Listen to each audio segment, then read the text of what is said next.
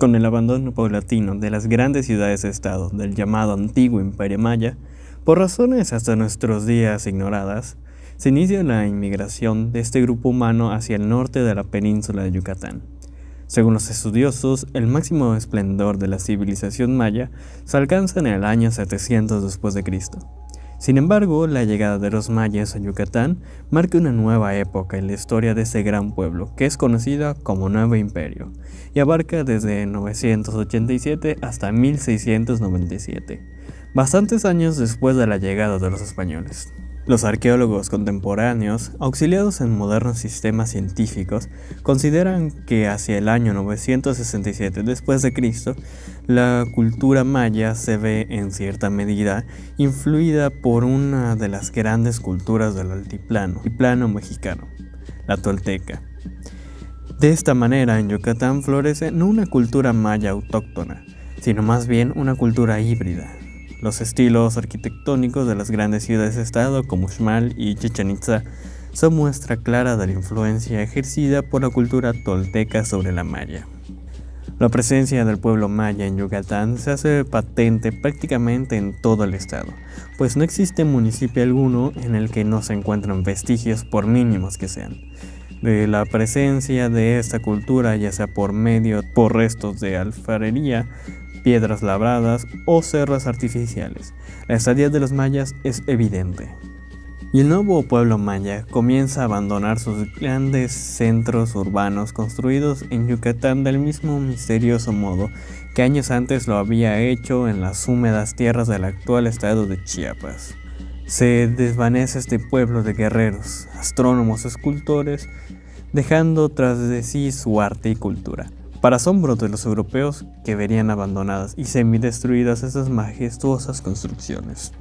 El primer contacto de los españoles con Yucatán fue en 1511, con el naufragio de unos infortunados navegantes de la expedición de Valdivia, que salió de Panamá, rumbo a Santo Domingo, y tras zozobrar en los arrecifes conocidos como las Víboras, al sur de Jamaica, llegaron a bordo de un bajel sin velas, a la costa oriental de la península, cerca de Cozumel, posiblemente a Tulum.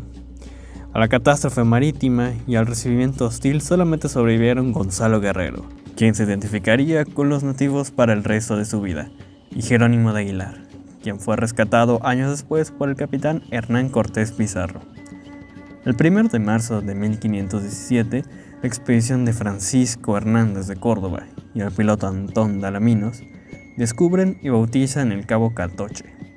Luego bordearon la costa para llegar a Campeche y posteriormente sufrieron la famosa derrota de Champotón, exactamente en un sitio que fue bautizado como Bahía de la Mala Pelea.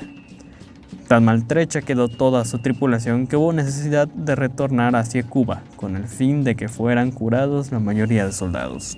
El 3 de mayo de 1518, una segunda expedición a cargo de don Juan de Grijalva, sobrino del gobernador de Cuba, Diego Velázquez, reconoce la costa oriental de la península. Entra a la Bahía de la Ascensión, pasa por Río Lagartos y el 25 de mayo arriba a Campeche, donde se libra un segundo combate entre europeos y mayas con mejor suerte que la primera batalla. El 8 de junio entran al caudaloso río que llevaría posteriormente el nombre de Grijalva, cerca de cuya desembocadura se halla el pueblo de Potonchán. Más adelante descubrirían los ríos Coatzacoalcos y Papaloapan y el islote San Juan de Ulúa, para volver luego a Cuba. Pese a estos descubrimientos, la península tardaría algunos años antes de que los españoles se asentaran definitivamente en ese territorio.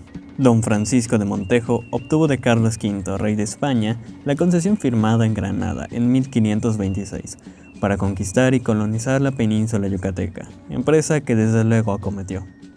Muchas y crueles pruebas sufrió hasta fundar la villa de San Francisco de Campeche.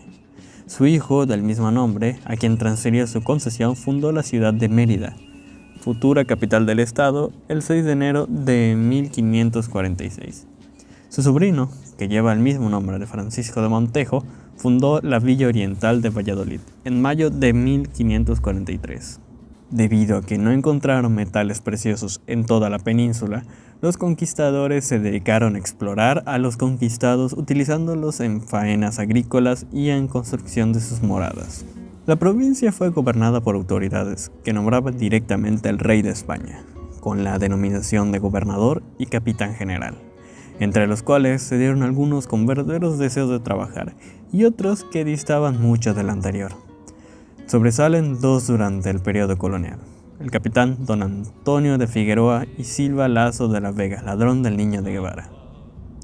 Bizarro, defensor de la integridad nacional contra los piratas ingleses posesionados de Belice, a quienes venció en una de las batallas más importantes obtenidas por los españoles sobre los ingleses. La independencia de la península se proclamó el 15 de septiembre de 1521, sin derramamiento de sangre, ya que el capitán general don Juan María Echeverri comprendió la necesidad que sentía el pueblo de libertad, aspiración propagada activamente por esos ilustres prohombres denominados los sanjuanistas, y reconoció aquella independencia en medio del regocijo y aplauso público. Más tarde celebró un pacto federal y se incorporó al resto de la República, con la que ha cultivado cordiales relaciones. Al llegar al poder, el general Antonio López de Santa Anna, sucedió uno de los hechos más desagradables: la escisión de Yucatán del resto de la República. Las facciones políticas que ensangrentaron el pueblo yucateco armaron para sus fines a los descendientes de la raza sojuzgada, que al aprender el uso de armas de fuego, al verse traicionada por promesas que se les había hecho, y al ser acicateado su odio por hombres como Cecilio Chi y Jacinto Paz, se desencadenó en Yucatán una auténtica lucha de exterminio, llamada por los historiadores Guerra de Castas. Se denomina Guerra de Castas al movimiento social que los nativos mayas del sur y oriente de Yucatán iniciaron en el mes de julio de 1847, contra la población de blancos, criollos y mestizos, que se encontraba mayoritariamente establecida en la porción noroccidental de la península de Yucatán. La guerra, que costó cerca de 250.000 de vidas humanas, terminó oficialmente en 1901, con la ocupación de la capital maya de Chan Santa Cruz por parte de las tropas del Ejército Federal Mexicano. En los primeros años de la guerra se planteó la división de Yucatán en dos países distintos, uno de mexicanos y otro de indios insurrectos, medida en la que tuvo gran interés Inglaterra, al grado de que se comprometió a negociar con los rebeldes el abandono de las armas y su inserción al trabajo. Los ingleses proporcionaron armas y recursos a los mayas, a cambio de madera de palo de tinte. Estados Unidos también estuvo interesado, aunque con el único objetivo de establecer un imperio esclavista en el Caribe, además de no permitir la entrada de ingleses al continente. Como uno de los últimos acontecimientos de la guerra, la ciudad de Bacalar permaneció en poder de los mayas hasta mayo de 1901, en que fue recuperada por las tropas del gobierno federal. Los soldados no dispararon un solo tiro, porque los mayas huyeron para internarse en las selvas, donde formaron nuevas aldeas. Los acontecimientos bélicos en distintas regiones del centro y norte del país fueron observados con interés por ciertos grupos progresistas locales, registrándose una sublevación en la ciudad de Valladolid el 4 de junio de 1910, meses antes de que el maderista llamara a la insurrección a través del Plan de San Luis y el crimen contra Aquiles Cerdán en Puebla. Las inconformidades latentes en la sociedad yucateca derivaban de un dominio férreo de la economía local por parte del grupo político de Olegario Molina, que controlaba la producción y comercio de la fibra de níquel, producto de exportación que generaba importante volumen de divisas, que se concentraban en las arcas de la Casa Molina, desde donde se dictaba el curso de los negocios y se controlaba el resto de los empresarios enequeneros. Estos a su vez sometían a un régimen de explotación inhumano a los indígenas mayas, que mantenían retenidos en sus haciendas, con deudas impagables, heredadas de generación en generación por el sistema de tienda de raya. No se puede entender la trascendencia de los acontecimientos y la intervención y las actuaciones públicas durante 1915 y 1916 en Yucatán, si no se conoce la situación de las relaciones comerciales con el exterior a través de la venta del Enequén. Las relaciones sociales que imperaban derivadas de su estructura productiva y las condiciones de la fuerza de trabajo indígena. Por largo tiempo el motor económico fue el mercado externo. Al interior se consolidó una organización social que tenía por un lado a un poderoso sector exportador de fibra natural y por otro un sector de subsistencia para el autoconsumo y con orientación a satisfacer las necesidades del mercado local. La mecanización de las actividades productivas y el número de producción industrial que pronosticó el advenimiento del capitalismo hizo que aumentara significativamente la demanda de fibras duras, como fue el caso del sector agrícola norteamericano, que tuvo necesidad de una cuerda fuerte, barata y resistente a la intemperie para empacar el trigo.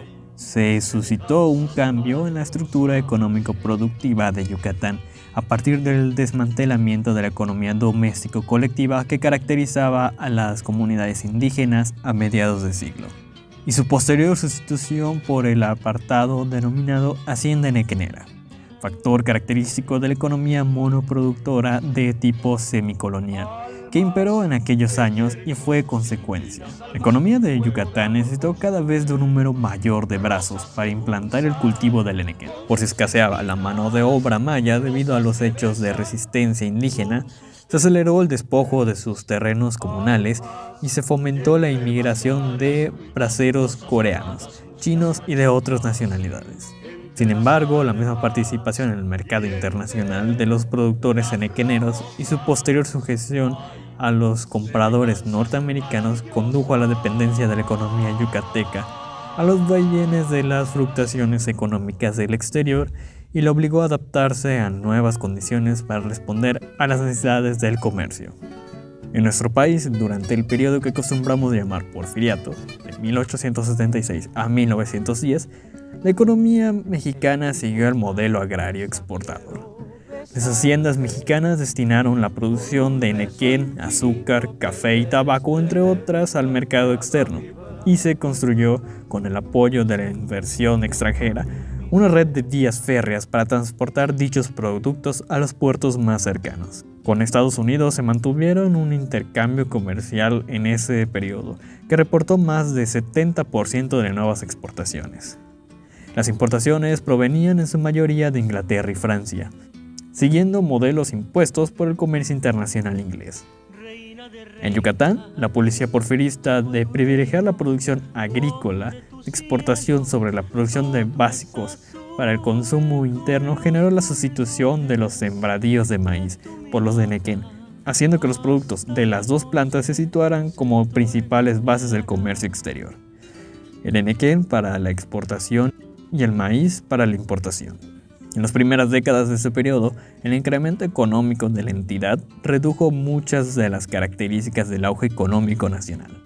Mérida duplicó su población entre 1877 y 1910, concentrando en su seno las funciones políticas y administrativas del gobierno, y también la de los representantes comerciales interesados en el enequén o en el comercio exterior, así como la mayoría de los hacendados enequeneros. Hasta mediados del siglo XX, el contacto que tenía Yucatán, en su condición de península, casi isla, con el resto de México era por vía marítima. El comercio con los Estados Unidos y Cuba, al igual que con Europa y otras islas del Mar Caribe, eran más significativos que con México. En los años 30 se tuvo contacto vía aérea por medio de hidroaviones que despegaban de la Ciénega del puerto de Progreso, rumbo a La Habana, Cuba y Florida, en los Estados Unidos. En la década siguiente, con la inauguración de la terminal aérea, se pudo enlazar con la Ciudad de México, a través de la entonces Compañía Mexicana de Aviación. Es hasta 1951 cuando Yucatán fue unido por el ferrocarril al resto del país, y aún así, con incompatibilidad en las vías férreas, ya que del sur de Veracruz hasta la península prevaleció todavía algunos años el sistema de vía angosta, a diferencia de la vía ancha que existía de Veracruz hacia el altiplano. Después, hacia los años 80, vendría la carretera que uniría finalmente el altiplano con la península de Yucatán. En la última década del siglo XX se condujo exitosamente un proceso de reordenación económica y social que le ha permitido a la entidad salir de la dependencia nequenera, que ya había agotado su capacidad para ser el eje fundamental del desarrollo económico. La región cuenta con una economía estable, que le ha permitido un crecimiento constante. Entre las principales actividades económicas se encuentra el turismo, la construcción textil y la industria agropecuaria. El esfuerzo inicial de la industrialización por medio de las maquiladoras no tuvo el éxito esperado como producto de la crisis internacional y de la falta de competitividad de la región en ese rubro con relación a otros países y regiones de México. Sin embargo, en la actualidad, el estado de Yucatán es una de las regiones de mayor prosperidad relativa en el sureste mexicano. La economía estatal se basa en el turismo, la actividad agropecuaria, la pesca y el comercio. La importancia del turismo ha aumentado notablemente después de que Yucatán ha quedado vinculado e integrado al destino internacional del Caribe Maya, en la costa oriental de la península. Del mismo modo, el patrimonio arqueológico regional, muy rico y abundante, es un importante punto de apoyo para la actividad turística y la economía en lo general. Se ha modernizado la infraestructura carretera de la península y los avances al respecto son notorios, ya que cuenta con una red de caminos actualizada y completa que comunica prácticamente todas las comunidades del estado. Se cuenta también con un puerto comercial en progreso, cuyo muelle, al internarse en el mar más de 6 kilómetros, permite operaciones de intercambio comercial marítimo que se han ido incrementando en los años recientes. La historia de la región es vasta, interesante y maravillosa, desde los mayas, la conquista y hasta nuestros días. Y sin embargo, si miramos atrás, podemos darnos cuenta que a pesar de haberse desarrollado por aparte del resto del país, la historia de México completa ha sido trazada por diferentes conflictos y que aún hoy siguen dejando huella.